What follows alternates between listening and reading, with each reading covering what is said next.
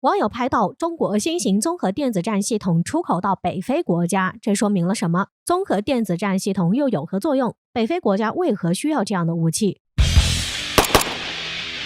据网络消息，近日有网友在位于阿尔及利亚的地中海港口发现，一台港口起降机正在吊起一辆8轮军用车辆进行卸货。经过辨认，这辆车是属于中国制造的新型综合电子战系统的一部分。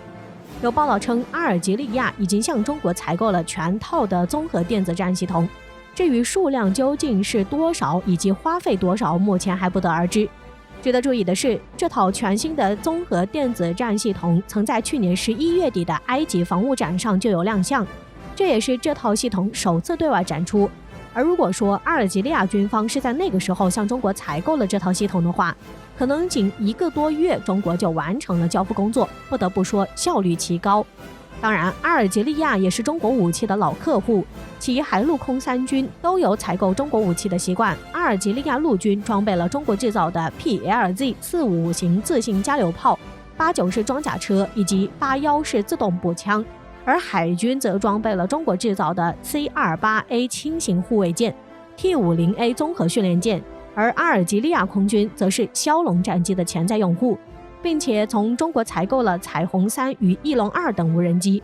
此次中阿达成综合电子战系统的交易，一方面说明中国在这个领域得到了广泛的认可，另一方面也说明中阿武器贸易已经从过去的战术层面逐步转入了战略层面。为何这么说呢？电子战系统被誉为是拨动胜负砝码的幽灵之手，尤其是在信息化为主的现代战争环境下，电子战的运用往往能决定着战争的胜负。在这方面，西方有着丰富的实战经验。在1982年贝卡谷地之战中，以色列出动美国支援的新型电子战机支援作战，在电子干扰效果下，叙利亚军方无法命中目标，结果就是以色列空军仅6分钟的攻击就彻底摧毁了叙利亚和苏联苦心经营10年、耗资20亿美元的10几个萨姆地空导弹阵地，同时米格战机也被击落81架，而以色列空军则无一损失。贝卡谷地之战让电子战系统一战成名。之后，在海湾战争中，美军出动更先进的电子战部队，针对伊拉克防空和电子通信系统进行了长达2小时的压制。伊拉克指挥系统打乱，直到北约部队对巴格达狂轰滥炸45分钟后，巴格达的空袭警报才响起。从上述案例可以看出，电子战武器虽说并非能直接致命，却能左右整个战局，称其为战略武器并不为过。而像这次中国出口的这种综合电子战系统，性能则更加强大。综合电子战系统往往由多个子部件构成，包括雷达、通信、电磁干扰等都有完整的体系。虽然需要的载体更多，但能发挥出来的作用也不是一般电子战机能比拟的。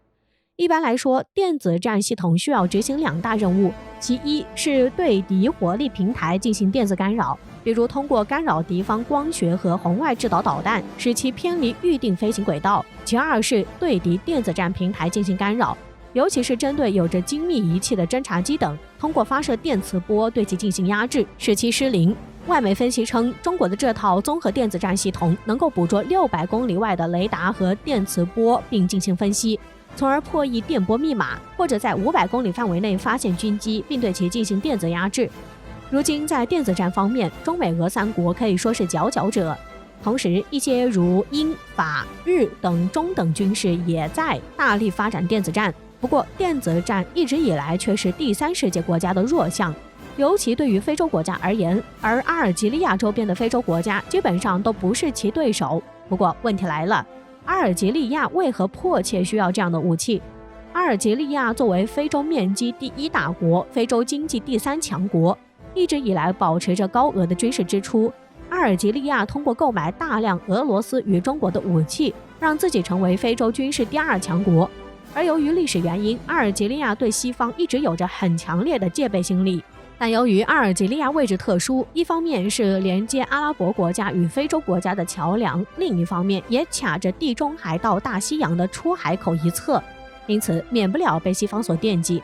尤其是阿拉伯之春后，阿尔及利亚进一步加大军费支出，将每年 GDP 的5%投入到军事上，以防止西方国家送来民主。值得注意的是，如果阿尔及利亚军队正式装备了综合电子战武器，法国空军则会成为首要目标。阿尔及利亚是法国的前殖民地国家。资料显示，在132年的殖民统治期间，法国军队曾与阿尔及利亚当地的民族解放武装进行多次交战，并对当地群众进行了残酷镇压。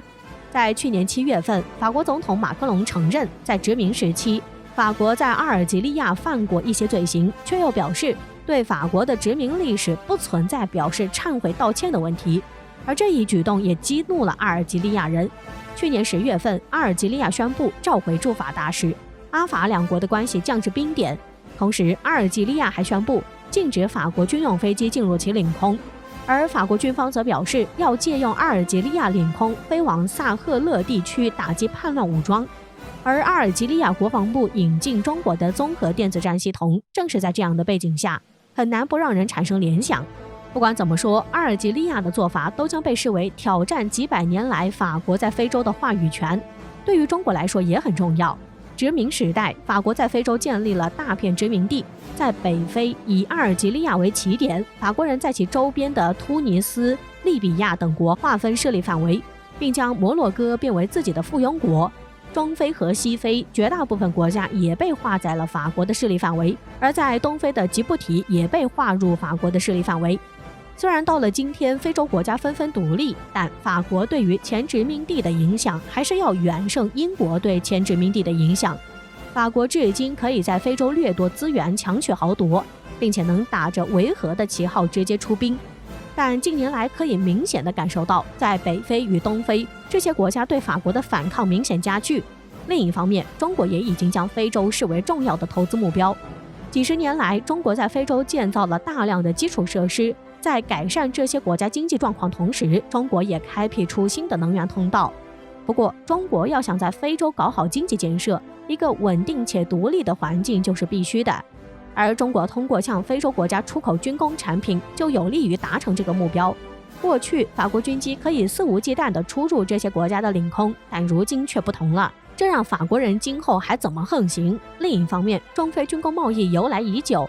近年来中国的军工外贸强势崛起，并且从过去单个产品一家独大的情况，变成如今多点开花，包括中国的无人机、防空导弹、装甲战车等。并且我们也能看到，随着全球军事技术的升级，不少过去仅追求二手装备的一些小国也开始寻求先进武器装备。比如阿尔及利亚就考虑过购买俄罗斯的苏57战斗机，而这片市场长期处于空白，一旦打开这个市场，也能改变长期以来美国在军贸市场独占鳌头的情况。